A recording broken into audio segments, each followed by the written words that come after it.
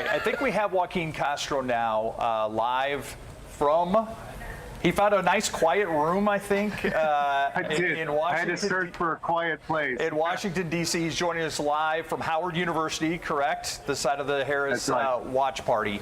Okay, how tense is it there, and what are you hearing about the prospects tonight? Well, I mean, obviously, look, everybody's excited. Everybody's waiting for the results to come in. I think we understood that as compared to prior years, Republicans got out to vote a little bit earlier this year. And so, we're waiting to see how the election day results shape up. But, everybody put in so much effort. Vice President Tim Walz reaching out to Americans across the country.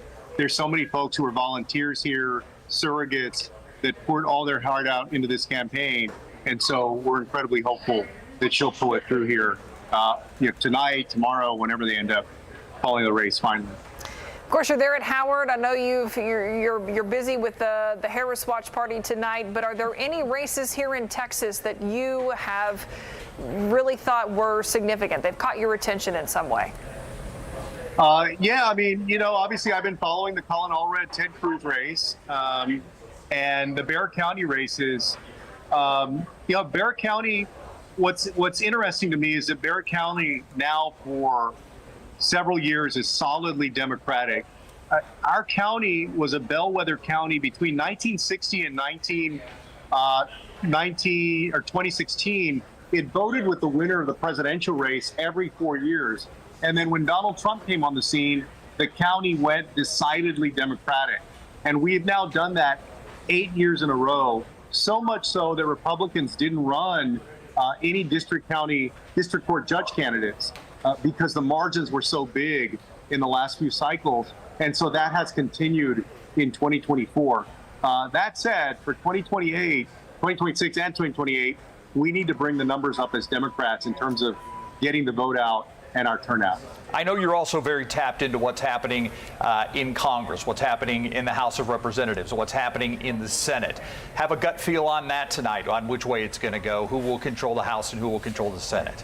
I'm a little bit more hopeful about the House of Representatives right now. I think that Democrats will eke out a majority. The Senate is a little bit tougher. Again, I'm still hoping that we hold on to it, but you could have a split Congress. And then, of course, the presidency, as we expected, is still up for grabs at this point. Am I correct that you don't leave San Antonio and fly to Washington, D.C. when you don't have to if you don't think Kamala Harris is going to win tonight? Yeah, no, absolutely. And also, this is the first time I've been away from home for election night, probably in about 30 years that I haven't been in San Antonio.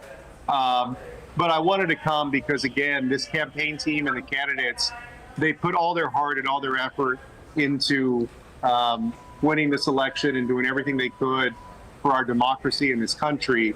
And I wanted to be here to support the vice president.